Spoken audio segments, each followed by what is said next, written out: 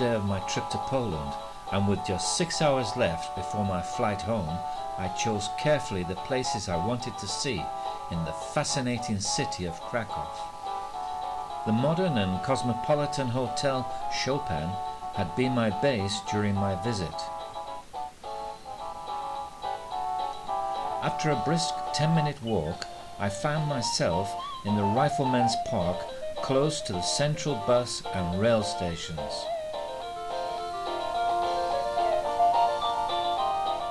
From there, a further leisurely walk, and I was soon approaching the main market square in the centre of Krakow.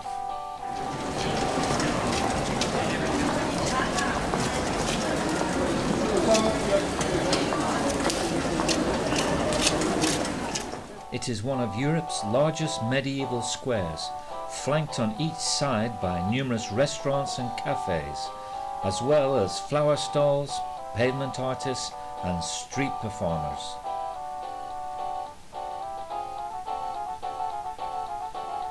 At the centre of the square is the 16th century Cloth Hall, in front of which is a monument to Poland's greatest romantic poet, Adam Mickiewicz.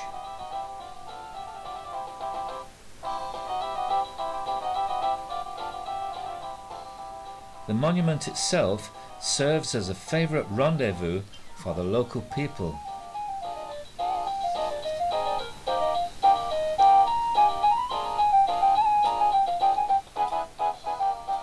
One of the shops butting onto the square is called the Hard Rock Cafe. There you can find some quality clothes to buy and also see some clothing that was worn by famous celebrities. This poncho was once worn by Jimi Hendrix.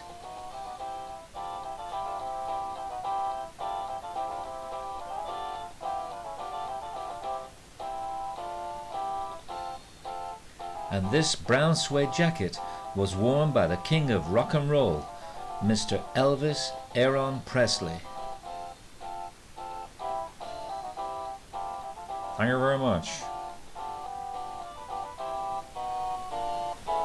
After leaving the shop and returning to the square, I soon found the imposing twin-towered church of St. Mary. Every hour, a trumpeter plays a tune from the taller of the two towers that historically served as a warning against enemy attacks.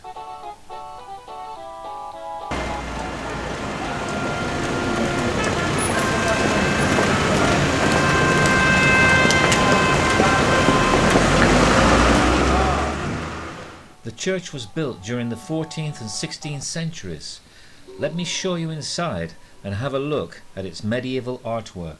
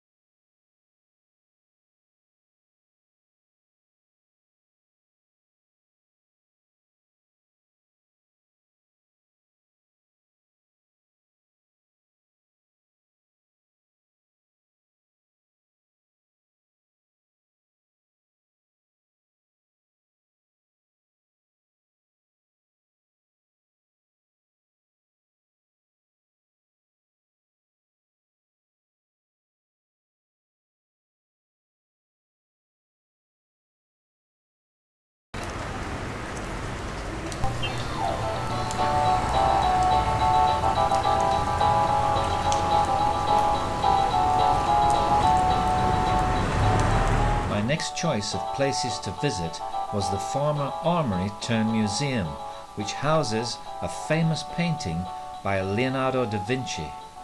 It's called The Lady with an Ermine.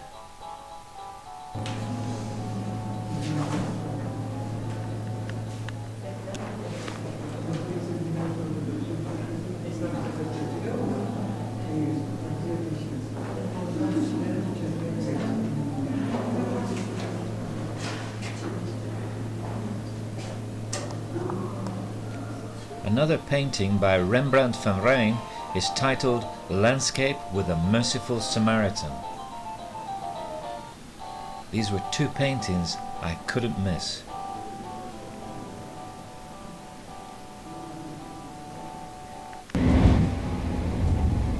After visiting the museum, I decided to leave the center of the city, and giving my feet a rest, I took a tram ride in search of Oskar Schindler's factory.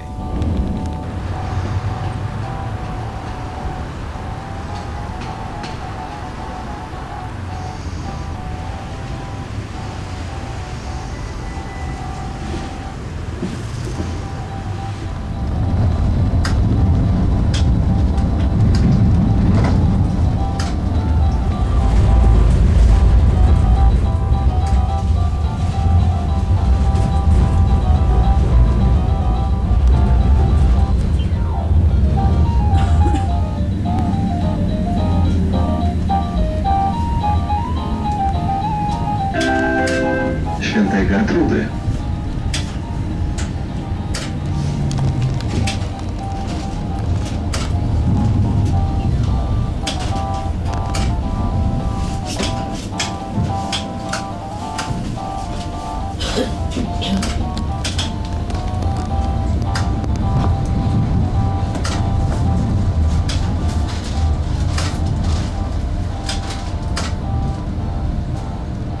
The story of Oskar Schindler was made famous by Steven Spielberg's movie Schindler's List.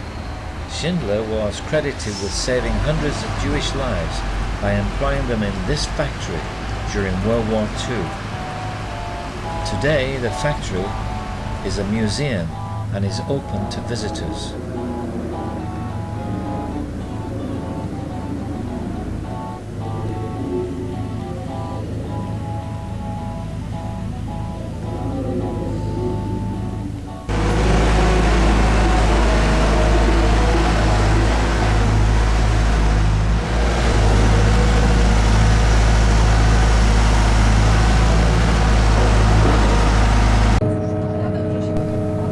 Now, with only an hour to spare, I boarded the fast train from the city centre to Krakow's international airport.